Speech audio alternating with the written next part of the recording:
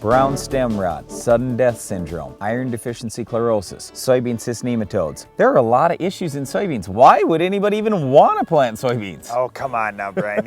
There are a lot of different things that can happen and can go wrong in a soybean field. And some of those things that you listed, Brian, farmers already know, hey, I have that issue in this field, so I'm going to plant a different variety or I'm going to manage it somehow. But we thought we'd talk about some of these diseases because you know what? A lot of times there is a disease or there is a problem in your soil or in your soybean plants, and it doesn't necessarily show itself to you. Your soybean field may still look green all the way across, and all of a sudden you come through with the combine and you notice, wow, I was getting 60, 70 bushel beans and all of a sudden it's 30 bushel beans. So what symptoms do we need to look for a lot of these diseases? Before we go any further though, let me first say that soybean cyst nematode obviously is not a disease. We've lumped it in with the diseases just because a lot of people, when they see the symptoms, they do think it is a disease out there. But if you dig up your soybean plants, you can find the cysts on the plants and you'll realize, hey, this isn't a disease, it's soybean cyst nematode. But unfortunately, when you have soybean cyst nematode, you're much more likely to get these other diseases. So let's talk through those symptoms just a little bit you were discussing. Okay, let's hit soybean cyst nematode right off the bat. A lot of times we'll get either misdiagnosed as a potassium deficiency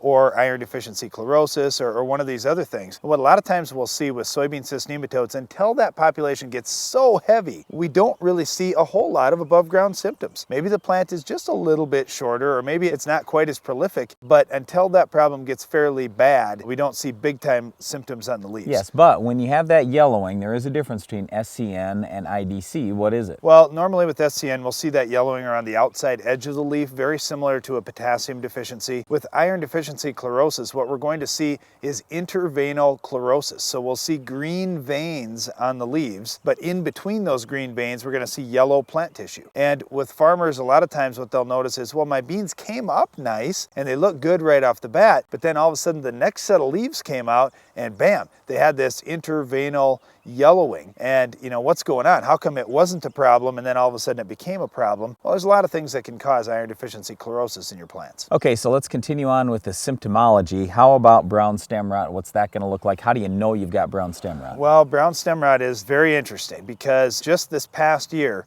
researchers have found that there are actually two different strains of brown stem rot. There's an eastern strain, what they're calling it, and a western strain. And there may be some more technical terms that come out as more of this information becomes public.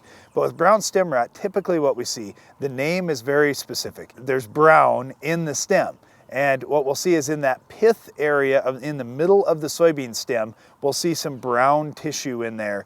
And normally that's what people would be looking for inside the plant for brown stem rot. And then foliar symptoms look very similar to sudden death syndrome, where we'll see some leaves mid to late season that have kind of some firing on them. And it looks almost like you put a fiery handprint on the leaf. And people will say, well, that must be sudden death syndrome. But then when you split that stem open, if you saw the brown in the pith, that was really how we were telling brown stem rot apart from sudden death syndrome. The other thing that we would see is, did the plant drop just the leaves or did it drop the petioles as well? But a lot of times you end up having to send it to a lab. That's exactly what I was going to say, is when you're unsure on this stuff, because even trained agronomists can misdiagnose things sometimes, just send some samples into the lab and then you'll find out. Now, I was going to say, on the second strain of brown stem rot, what was found this past year, and it really has me head scratching as to the sudden death syndrome outbreak we had a couple of years ago, how much of that could have really been brown stem rot. But especially in central Iowa, eastern Minnesota, and then moving further east in the Corn Belt,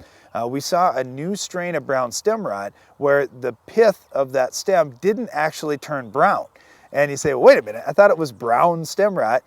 I did too. But now all of a sudden we've got where that pith isn't turning, but we're seeing those foliar leaf symptoms. So guys are misdiagnosing it as, well, I must have sudden death syndrome. I've never seen it in this variety before. I thought we had good tolerance. And it was actually brown stem rot, just a different strain that didn't make that brown pith. Okay, so whether you have any of these diseases, whichever one you have, the number one thing that you want to look at in terms of solving the problem, other than variety selection, which is extremely important, would be drainage. You want to have good drainage out in your field. A lot of farmers have been doing more tiling lately. You've got to do something to have good drainage. When you don't have excess water out there, then you typically don't have as many disease problems, and also soybean cyst nematode doesn't affect you as much. You also want to have a good seed treatment on there, have good weed control, control your insects later on in the year. Certainly you can spray a fungicide, but unfortunately fungicide is not going to do a whole lot for any of these issues, but if it does keep the plant healthier, a healthier plant is going to tolerate more of any of these 4 issues. Now when we think about iron deficiency chlorosis, this is really the only one that was nutrient related, and you can actually address that at planting time by putting some iron in furrow, and you could use products like soy green or green bean, something like that, but the in furrow treatments are much more effective. We are seeing a pretty consistent yield response